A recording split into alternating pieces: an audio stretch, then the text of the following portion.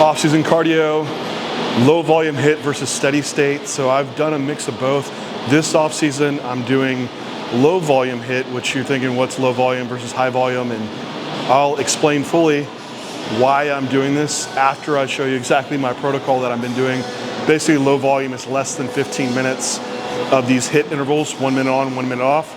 I do it post-workout, so it's an easy adherence thing. My heart rate's already up around 100, so I can jump into a good active heart rate zone, which I'm looking for good heart health benefits here. So I'll show you exactly what I'm doing with a minute of spin bike, then a minute of battle rope and back and forth. And then I'll explain a little further for you once I probably have my breath back. So I like this for one, because I'm already warmed up, like unlike the morning where you're like fasted, you're trying to get going. So I can jump into just a light minute. And then right when that minute passes, I jump right into my first interval, which will just be 1 minute long.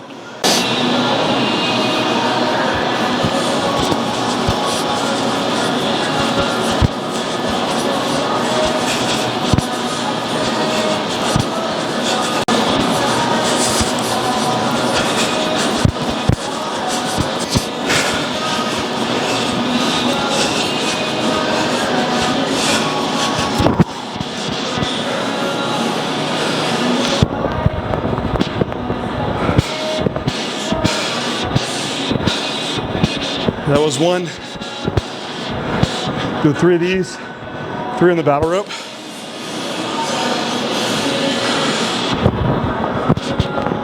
So, hearts sit around like 130.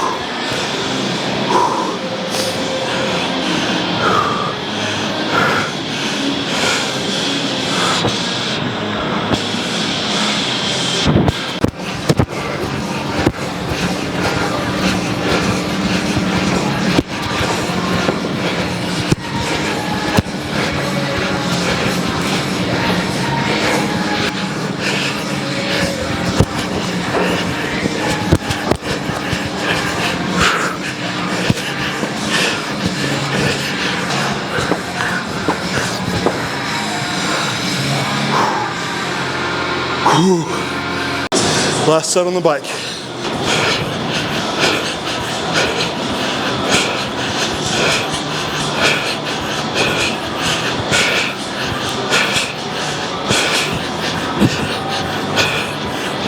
One more set.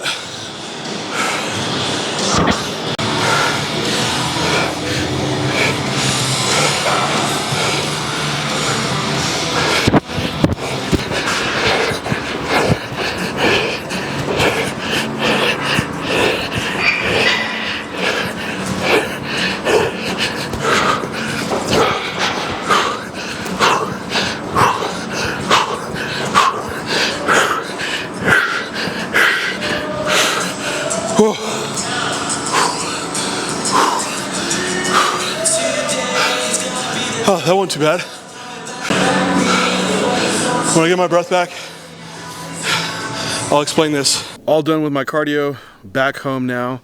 So just to give some explanation around the low volume HIIT, and you can look at some of the research line and they have some good comparisons around low volume versus high volume versus steady state for cardiometabolic health. And so the low volume HIIT has all the benefits you can get from a higher volume session being longer than 15 minutes, or even a steady state session where you're doing more of a moderate intensity cardio, and usually you could shave off maybe half the time. So this low volume HIIT, like it took me right at 12, 13 minute mark to do. So you're looking at the equivalent being 20 to 25 minutes of steady state and getting all the same cardiometabolic benefits. And so this is the real purpose in the off season of why we want to be doing cardio, especially if you're a larger bodybuilder, because your bottlenecks, your stop points in the off season are going to be your ability to eat, to train, and to sleep. And the big one is being able to train efficiently. So you see, like, as you get bigger and heavier and less cardio-metabolically fit, you'll have that squat session, right? You do a set and you're just totally gassed. And eventually the cardio component is the limiting factor of your ability to create effort in your sessions and also have work capacity. So for one, this is the aspect around it is improved work capacity. And this HIIT session mimics the training specificity you need for hypertrophy training. Steady state cardio really doesn't, because usually in like a hard leg session, you do like a hard 45 to 1 minute set. That's exactly what we're doing for an interval session. And so you're gonna have good carryover to your resistance training from that. Not like you would from steady state. So for one, we'll have work capacity improvement as well. And then the health benefits. So cardiometabolic, like what all does that mean, entail? So cardiac function, so it can improve left ventricular function, which is perfect because in bodybuilder, we see left ventricular hypertrophy and dysfunction. Also, it can improve insulin resistance, so you have improvements in glucose management, and also lowering of blood pressure. Another problem that we run into in bodybuilding, and I really think you need to elevate your heart rate up into that higher range to get those positive heart adaptations that you want, that you won't really get just out of steady state cardio or just doing steps. So what the effort level is in these sets and to implement this is you want I do an 80 to 90% effort.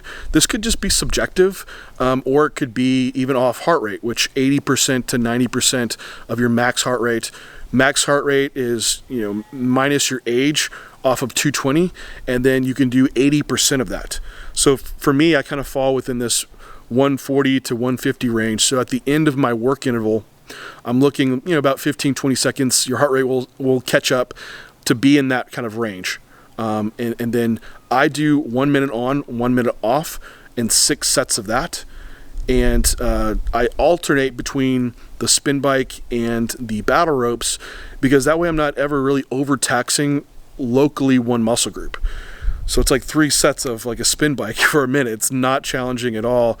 And as far as like muscle retention post-training, not even a concern whatsoever. People just really overstate that, especially for like the amount of I'm doing this 4 days a week, and that's all the cardio work that I'm doing now. I just prefer it. I enjoy it. It gives me a good challenge. My psychology caters well to something like that, so the adherence point is really good for me, but it's not going to impede like what I'm doing off-season wise to have a higher amount of food. I used to think that like you want to preserve all this energy that you're trying to eat and not do cardio, but you end up bottlenecking yourself by having poor blood glucose, poor blood pressure, your health metrics starting to push more towards body fat, and then poor training. So this helps like circumvent that a bit. And this is on top of like a reasonable step count, which that would vary between, your recovery capacity, but usually like 8,000 to 9,000 steps is what I try to standardize in the off season on top of these 4 cardio sessions. Now it does tack on some to your sessions. So for some people, the steady state might be more preferred, and that's perfectly fine. We're just still looking for those heart adaptations, and you can do it through steady state. You're just going to have to do a bit longer duration, and maybe you shift that to another time of day if you have a resistance training session window that couldn't be as long as what I do it for. So that's how I implement it. 6 sets, takes me 12 minutes. I can jump right into it, and then it's done, and I enjoy it. So it's one way to try to improve your off season and not run into, for one, a stopping point for growing, but also keep heart health and metabolic health in line. Anyway, any questions on HIIT, leave them down below, and I'll talk to you next time.